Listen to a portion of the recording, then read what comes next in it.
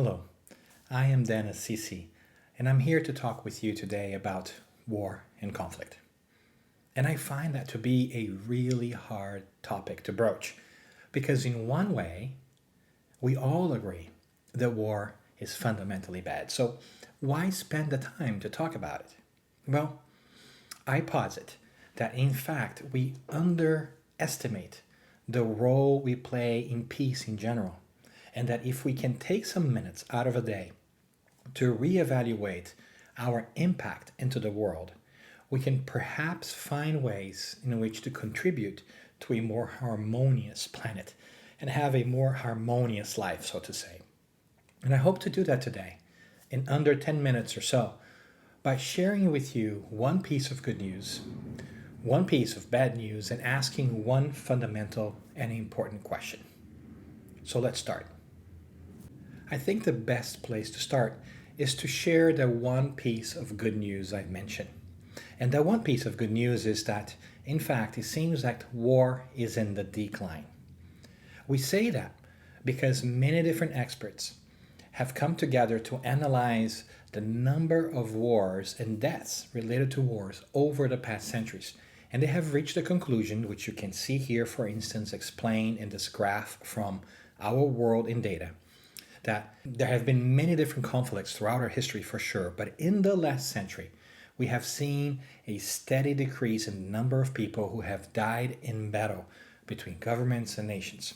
If you look at the screen, you will see that on the left side in 1946, you see a big peak there. And then if you were to draw a line from the top of that peak to the top of the peak on the right side by 2016, you can see that the line is trending down. And that is, in fact, really good news for us. We can understand that the number of deaths in war and war in general is going down. However, does less war equals less conflict? I think that we have a point to make here, that just because we have had less armed conflicts and less people have died during formal war, we have not necessarily been a peaceful country, or I should say a peaceful globe, or Earth. And I think we can argue that in fact there are high levels of conflict everywhere we look. We are not getting along with each other, whether it's different countries or even different cities or even different neighbors. We are struggling with the quality of our human relations in general. So I think that we can also reach the conclusion that we are not necessarily better off just because we have less formal wars. Because at the end of the day, what we are really after is peace and tranquility and happiness for everybody. And I think we can quote the Jewish historian Yuval Harari in his book Sapiens, where he says the real peace is not the absence of war. It is the implausibility of war. That is to say, just because we are not formally waging war against each other, different countries are not battling each other, it doesn't necessarily mean that we have achieved peace. There is still tension, there is still anxiety, there is still competition, there is still aggressiveness back and forth. And the real peace would really be finding that spot, finding that place or that occasion in which we would not even think about that. We would not even think about going to war or confronting other people. We are far away from that, but I think that we are sometimes lulled into a false sense of security because we think that war is something that other people do, and that's the challenge of our times. We sometimes consider that war is something that countries do, war is something that tribes do, nations and groups that are far away from us, and we don't really see our personal role in war, perhaps because we see ourselves just a tiny little cog in the machinery of world affairs. But if we look at the definition of war, for instance, it lends ourselves to really think that we are far removed from war, because most of the time we take war to mean a state of armed conflict between different nations or states. or different groups within a nation or state, according to the Oxford Languages. So I think that most of us, when we think about war, we think about countries going to war with each other. We think about World War One, World War Two, armed conflicts, and so forth. And that's the general idea that stays in our heads. But if we continue to read those definitions down and reach the third bullet of the Oxford Languages piece, we'll see that a state of competition, of conflict, or hostility between different people or groups could also categorize war. And that's where things fundamentally change, because we begin to see that perhaps this state of conflict and war is not just something that is done by a group of people, but it could also be brought to our personal lives, our interactions with each other. And that changes almost everything. And so we ask ourselves, so where does that come from? Where does this feeling of having to be better than other people or command other people or dictate what other people do or impose our will on other people, where does that come from? Well, fortunately for us, Spiritists, we have wonderful resources to allude to. And one of those, is perhaps my favorite, is the Spirit's Book. And when we look at the Spirit's Book and search for information that the higher spirits may have given us about war and conflict, we find question 742. And in question 742, Kardec asks the spirits, what is the cause? What is the origin of war? And they give us an interesting perspective. They say, it is the predominance of our animal nature over our spiritual nature, and our search for satisfaction for our own passions. And that is a game changer in many different ways, because it's not about countries. It's not about groups of people. It is about an individual driver, individual characteristics that manifest themselves in us, which lead us to then wage war.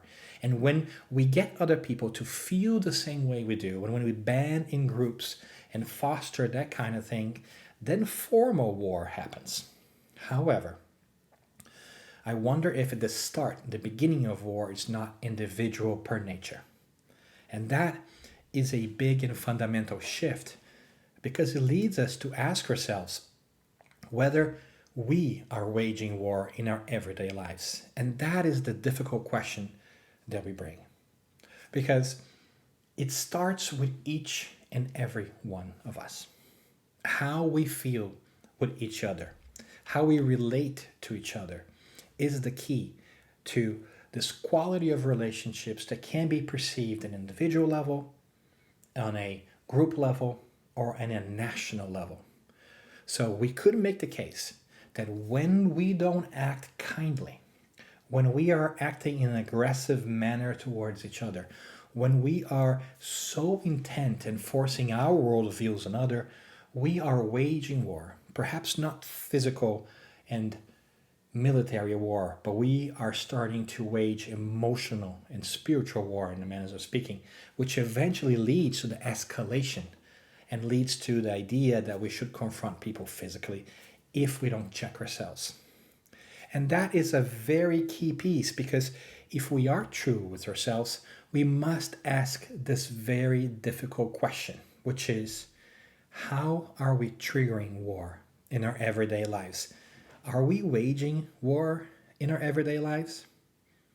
And I think that if we take a moment to ponder over this, we perhaps will find that there are moments in our lives where we were not necessarily proud of the actions we've taken, how we've related to others. And that may have led to many different relationships and many difficult relationships over time. And maybe those problems persist today. And maybe they continue to make us feel less than great inside. And as we continue to struggle with this idea, we begin to realize that we do have actually quite a bit of say and impact in the way that the world lives, because it's sort of contagious, so to speak. If I am rude to you as I'm driving and I cut you off in the morning on my way to work, maybe you tune into that and you're not happy about it, and then now you have this attitude that you have been wronged and you're not happy, and then you start to act that way towards others because you're mistrusting of others' behaviors because I just wronged you. And it could be a chain reaction that goes on. And without noticing, we get ourselves trapped in this feeling of, I need to defend myself because nobody else will, when this world is going to hell in a handbasket and everything is horrible, so I might as well do what I can to get myself happy and satisfied now. And that, in a way, is sort of a reflection of what we see out there in the world. But we want to break that, and we want to change that considerably, because we know that we want to answer that question of how is it that we change from waging war emotionally every day to becoming peacemakers.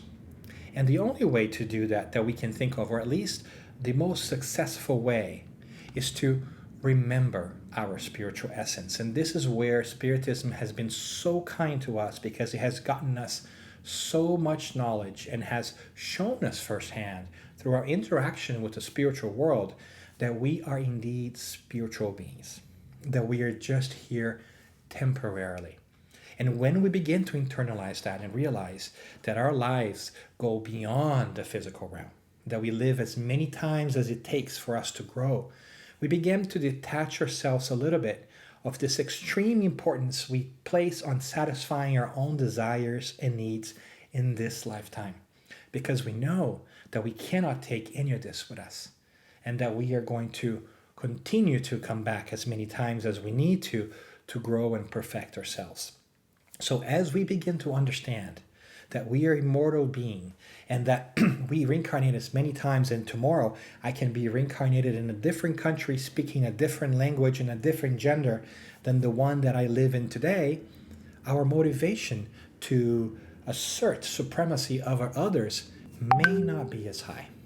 It may not disappear overnight, but I think that once we begin to remember our spiritual essence, we will also begin to understand that as immortal beings that we are, and part of this larger journey of life that takes many lifetimes through incarnation, that we have a role to play in not only calming our own internal conflicts, but also helping the world around us become a better place. There is this twofold reality where we are not only trying to better ourselves, but that bettering ourselves require us to contribute to the world. And by contributing to the world, in turn, we're also helping ourselves be better. And that's a beautiful moment when we realize that it's not about those base instincts and that animal nature that question 742 talked about in the Spirit's book. That's not the way to go. That indeed the Spirits were really wise in telling us that we need to look outside ourselves and not think just our emotional satisfactions. And when we do that, and when we start to operate on ourselves and on others, then we start to embrace this wonderful and lingering invitation we have received from perhaps the greatest Spirit that has ever graced us on earth, Jesus the Christ, who 2,000 years ago left us a wonderful invitation on the Sermon on the Mount when he says, "Blessed are the peacemakers, for they shall be called the children of God." Because once we are peacemaking, when we are making peace not only for ourselves within our own challenges and for others, we are embracing and becoming children of God by accepting that all of us are siblings from the divine, that all of us are in our evolutionary process, and that all of us will reincarnate as many times as we need to evolve. And that makes it a little bit easier to become tolerant and to compromise with each other and find common solutions. And so where can we foster that peace? Well, we can do it in many different ways. And here are just some ways in which you can operate peace and help the world change. You can do that at home with your families and your larger families as well by working on the quality of those relationships. You can also work with your friends. You can also work on being peaceful at home or at school, at work or at school, and even in your neighborhood. And very importantly these days, we can also take a more kind and jovial presence online, even in our social media, when sometimes we are so quick to impose our views and judge others. So let's be kinder. Let's build this wonderful spiritual family together and realize the beautiful peace on earth that would only benefit us from this incarnation and many more. And if you want to keep in touch and continue those bonds of fraternity, find me online too. I'll be glad to be part of your family and be a peacemaker with you. So God bless you, and peace on earth to all of us.